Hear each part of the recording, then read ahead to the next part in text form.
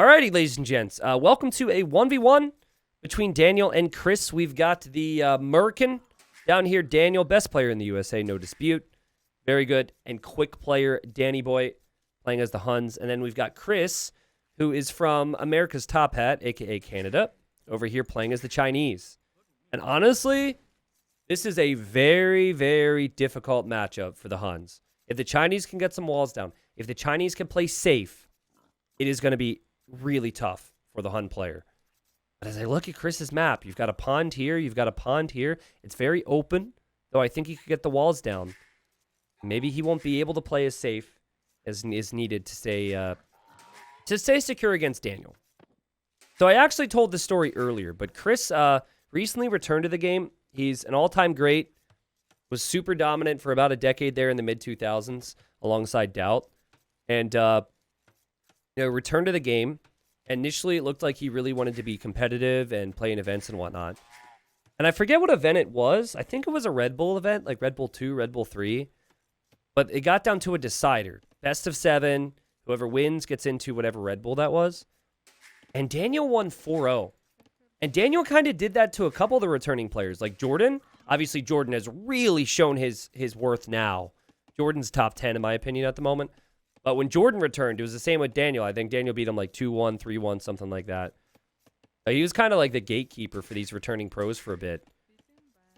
And anyways, after that 4-0 set, never really saw Chris playing in events. Seems like Chris is just happy to play ranked games when he has the time. I don't know his like whole situation, but I know he's got a full-time job. I'm sure that's pretty demanding. And then, might have family out there. I don't know. But staying high-level Age of Empires when you're not full-time these days is really difficult. And Daniel also has a job. Daniel also doing that stuff. Daniel also has shown himself in events. And I think he's got that competitive outlook that goes beyond just the ranked games. I guess technically I was the gatekeeper as well. I actually beat Jordan and Chris in a set when they returned, like within their first couple weeks. Do you guys remember that? I actually forgot about that. I beat Jordan 3-1. And I remember he thought Tatars was Lithuanians. Like, he just lacked so much Civ knowledge, so I can't even feel good about it. But afterwards, he was like, doesn't my Civ have the faster skirms? I was like, no, you're thinking of the wrong Civ. I forget what it was with Chris. But anyways, those guys have been back for a bit now. So let's look at Chris's scouting. So Chris is scouting right now. He hasn't really checked to see what's going on here on the wood line. But normally you want to see how much is on wood. Because if it's 4 on wood, especially against Daniel, when I look for a barracks, Huns do start with minus 100 wood. But yeah, Chris is on the lookout. And he's like, okay, does he have a mill? He sees the barracks. So this tells him now that Daniel's going to go for a pre-milled rush. This is something that Daniel is extremely clean with. And you don't see this strategy as frequently against the Chinese because the Chinese do get loom at the start. When I say get, they research it. But still, villagers that are loomed, they're not really going to be quite as susceptible to dying. Look at Chris's walls, man. Like, people love their small walls. These are some boomer walls right here. Look at these walls. I would look at that and say these are one too many palisade walls, but it does keep him protected, and it will also allow him to take that gold. This is probably the worst scenario for your berries, though. I mean, I don't know how you wall this off easily. You've got the hill, the formation of the berry bush is awkward, and Daniel sees that. Behind this, though, Daniel is probably just going to click up to the next stage. This is all about early control and denying some possibilities for the opponent. And Chris now adding the palisades. He did see the militia walking by. And you might be thinking T90, okay, Chris is defended from this. Like, what is this strat supposed to do? Well, it forces you to do this type of stuff. Like, this is not easy. And Chris has made it look easy as he's hit another wood line there. And now he's going to go to gold, is it? Or is he just sending more to wood? This is where it's tough, though. He wasn't able to push in any extra deer. He had to build a lot of walls. That's villager time off of resources. And seems to me, as Daniel's going to run into the TC here, he's probably so confused because no one else walls like this. No one else walls like this. Like, what is this guy doing right now? Anyways, you look back at Daniel's side. He's going to go double lumber camp. He doesn't have to worry about walling just yet. And he's going to go to gold. But Chris is going to have some time here. And Chris goes for the wood upgrade. Technologies are cheaper with his Civ. And Daniel's still so confused, I bet. He's going to check the gold now. And he's like, okay, so he's got villagers on gold. So this tells Daniel that he's going to have a barracks and probably an archer range at some point. And Daniel still doesn't see it, and might not see it. Michael says, I wall like this. Honestly, though, at the top, though, Chris is very unique in how he plays these days. Because everyone else goes for the tiny little walls, but he and Doubt, the two guys who were dominant in the mid-2000s, they kind of like their bubble walls. Which maybe I need to do that more. I don't know. I think Daniel saw the range. So he knows there's a range. He's about to be in feudal. And look at the difference in resources, guys. He's going to go for range. Daniel's the type of player to go range blacksmith, but he's going to go double range here. And Chris is going to see that. Great scouting. God, this is such a good game. I know nothing's died yet. I know it's been a lot of walling, but the strategy, the scouting, like this is what the top of the top bring. This is what gets me excited to wake up in the morning. No, I can't really get excited to wake up when I'm asleep. When I'm asleep, I'm dreaming of Age of Empires anyways. But, like, this is what makes me get out of bed in the morning is what I wanted to say. This is amazing. The scouting from Chris to know what Daniel was up to, and then the preparation. The scouting from Daniel to know what Chris is up to, and now the preparation. The tracking and everything. This is a great game. And Daniel's going for more of the full wall, which I like. And now he's going to scout for that army. And now he's going to see the army. So now he knows. And he's like, oh, I'll take that archer. And this is the first big mistake here from Chris this game. The other one was his scout got hit. And great micro from Daniel. But now his scout gets hit. I think this scout is also kind of weak. The spearman was brought forward because of that scout. Chris now sees that the archers are there from Daniel. However, Chris did lose one archer there. Now, if you see the opponent goes double range, you should always go one range skirms. Because if you try and go one range archers, you'll be outmassed in archers. So you could always go one range skirms. And if you know that the opponent knows that you know what they know and know... Sorry, I just was confusing for the sake of it. But if you know that they're one range and you know what they're going to do, then you can add in your own skirms to kind of match that. And that's kind of what we're seeing here from Daniel. And that scout gets some value there for Chris.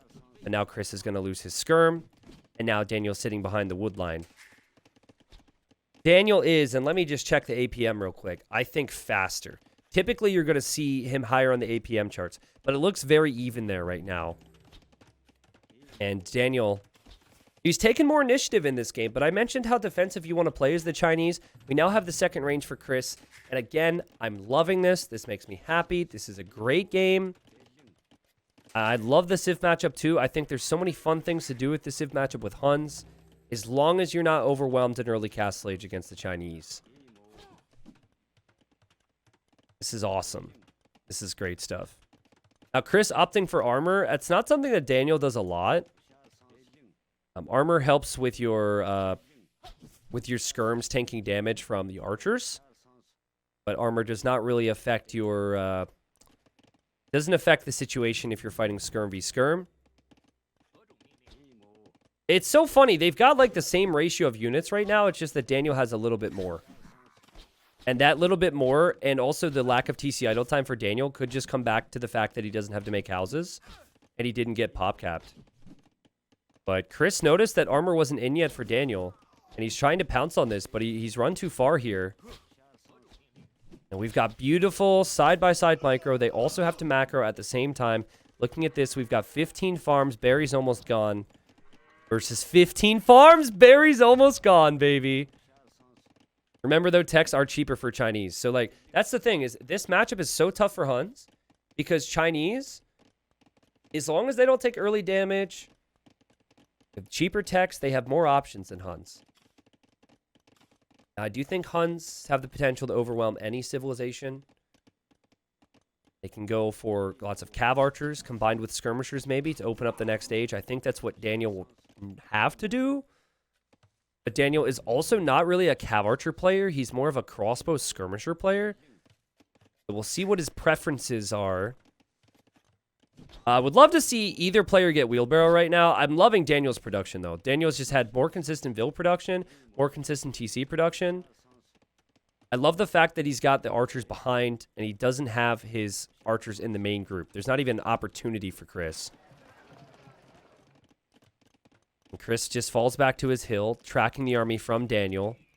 Probably realizes this is a little awkward. He towered his wood line, but he's going to make a market now so he can buy some food. Daniel, I think, has all the confidence in the world, even microing up the hill. But it's not really going to be an attack where he can snowball this to victory. I think it's just whittling down the numbers. Overall KD is 8-6 for Chris. Remember, neither player has a scout to scout right now. Oh, no, Chris does. Excuse me, I'm wrong. Daniel really showing why he has the confidence. Both players using the market. And they use the market at the same time, people. The difference is Daniel sold his stone, whereas Chris just sent a few extra villagers to gold and then bought the food. He couldn't sell stone because he made the tower. So both players showing they don't want to make TCs in the next stage. This is a dangerous amount of skirmishers, though. They honestly, 22 versus 13 range units now. Daniel could advance up this hill. And here he comes. He's advancing up the hill. Chris realizes he'll lose the game if he loses this position, I think. So he's starting to pull his villagers. But now here comes Daniel with his archers, so the villagers could go down. And Chris is falling apart at the moment. You have to use your skirms against the enemy skirms in this position. And, you know, if you're Chris, you want to make sure that you're sniping those archers. And both players kind of did that. You are now a minute away from your upgrades if you're Chris, and he was able to hold the hill because there wasn't enough archers to threaten the Vils, and the Vils soaked up some of the damage.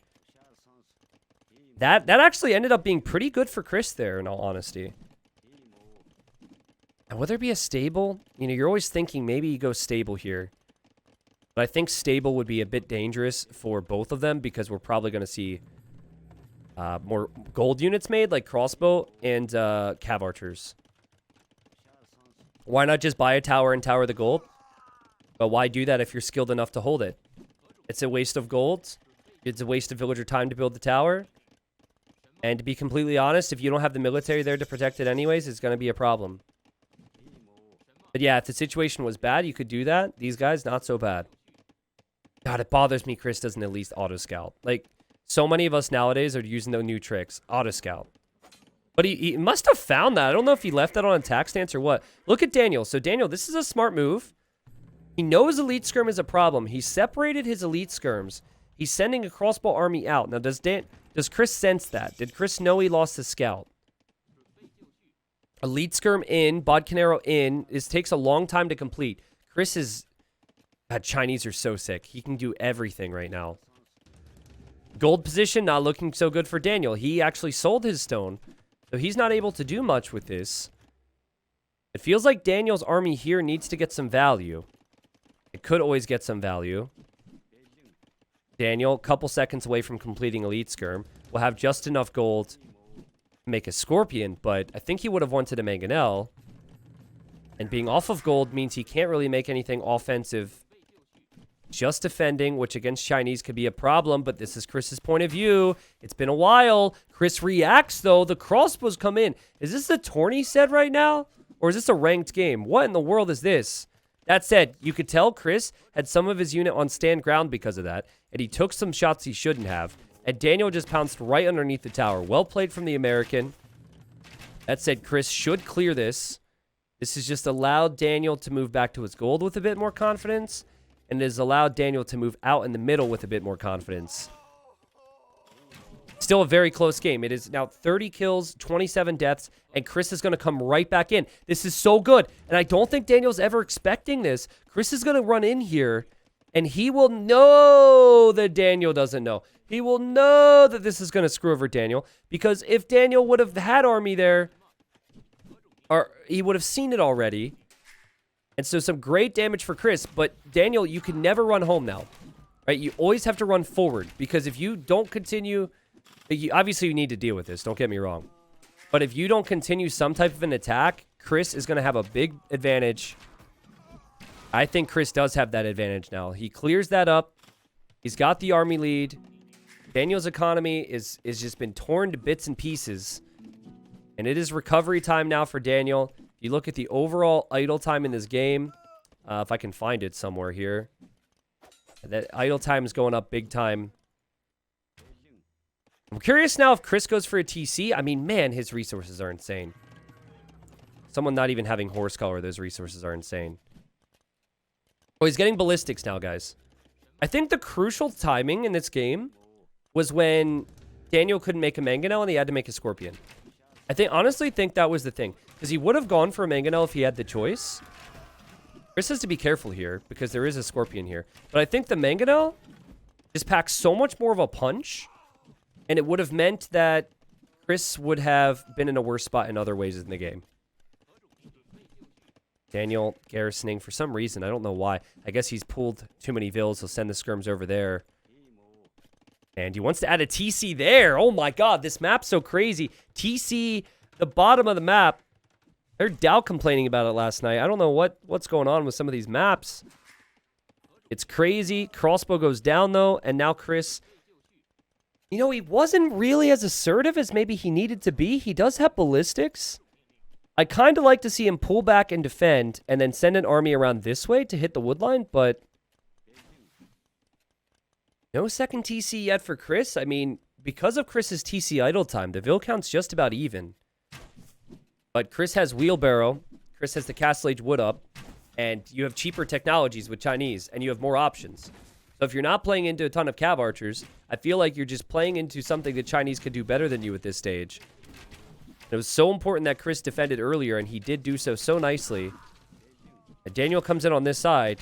No ballistics, though, for him, and I don't think he has the numbers to really win this fight in the first place. I know some people are going to hate me for saying this. I know there's a lot of people out there who really like scorpions. I think they're good in unique situations, but if you, in these types of games, fall back to a scorpion, you're going to have some problems. Skirmisher crossbows can deal with scorpions. Mangonel is the ticket.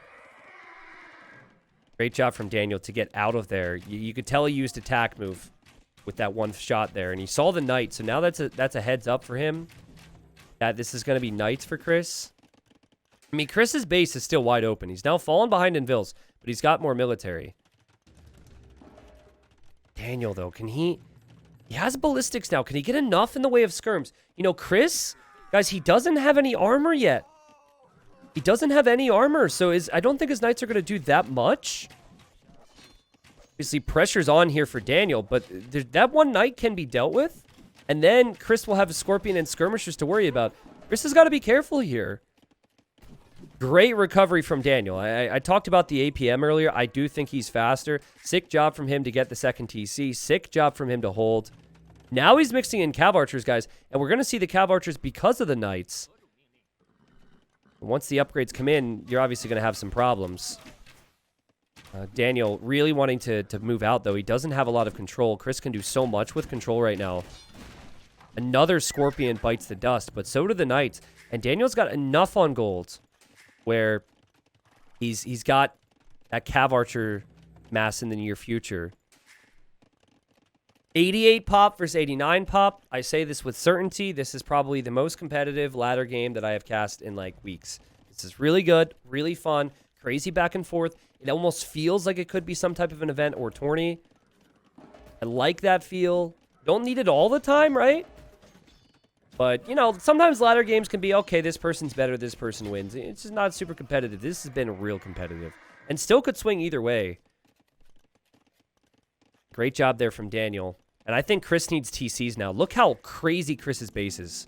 Like, these maps are crazy. He's going to TC here. They're like next-door neighbors over here. Now, I like this. I like this with the Cav archers because you've got some mobility now. What I don't like is you don't have bloodlines yet. What I don't like is that you still don't have control of these hills in front of your base. I think these hills, like right across here, this area decides the game. This area. See this? Stone. Okay, those are actually flowers. Stone, gold, and if you care about flowers, there's flowers. the timing. The timing. The TC goes up. And now Daniel out of position with some of his army, but he does have the Cav Archers here.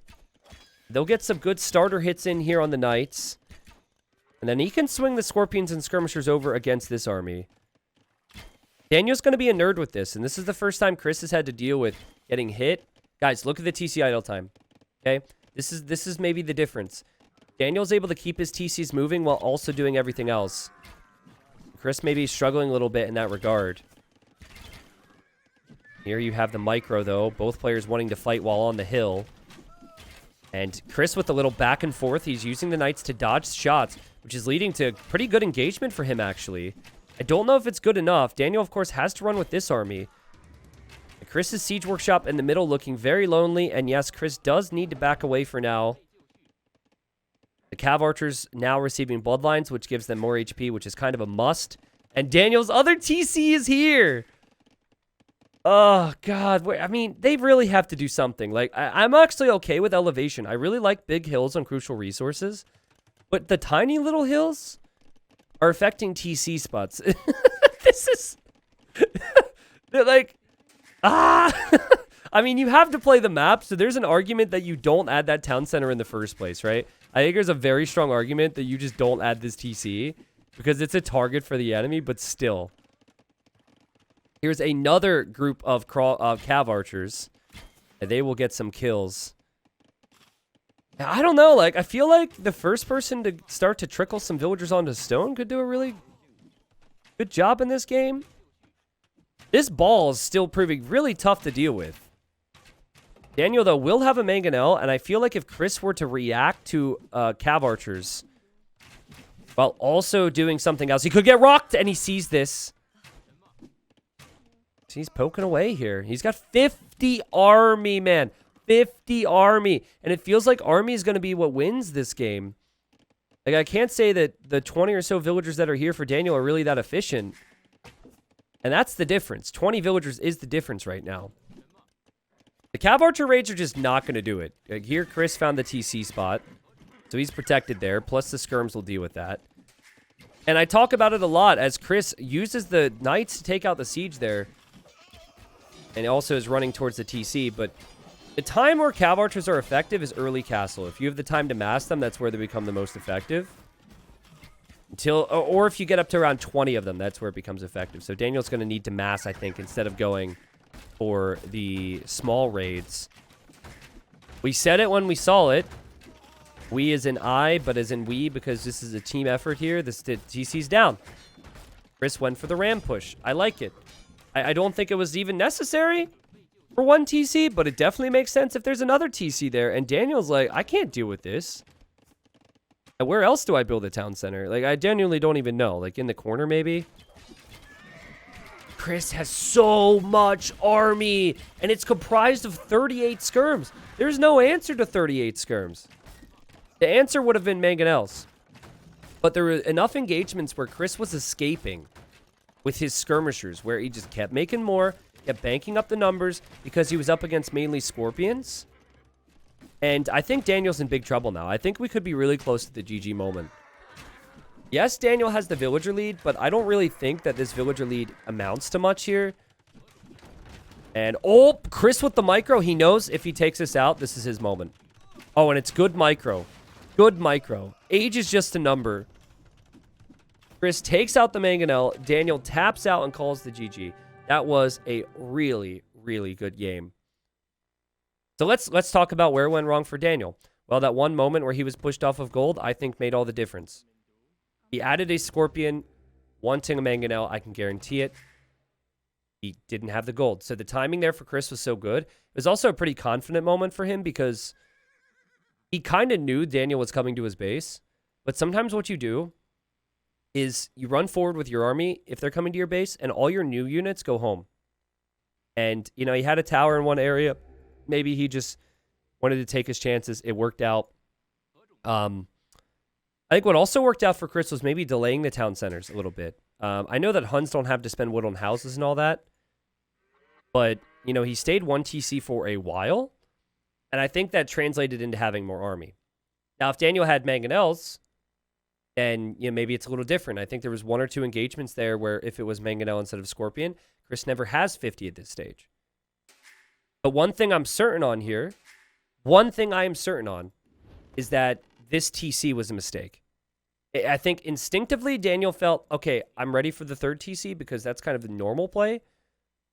But this was like, instead of Godzilla, it was Godhilla here. This is an awful joke and a really bad map for town centers. If you're going to place it, make sure it's at least somewhat safe because that's 275 wood. That's 100 stone. And then you're creating villagers somewhere where it's just not going to be effective. This TC I can kind of understand because of when he added it, he had control. This one killed him. A great job from Chris. And a great game. I think this is a matchup you're not going to see too frequently in tourneys. I do think Chinese are easily top 3 when it comes to land maps like Arabia. Chris benefited a lot more than maybe meets the eye from having Chinese. Believe me, there's just so much going well for them with their cheaper techs. And also starting with more vills, obviously. But Chris with more wood and more gold. Maybe that was more crossbows. Maybe that was the difference there. Daniel just fell behind in the skirm numbers. Could not come back. Crazy one.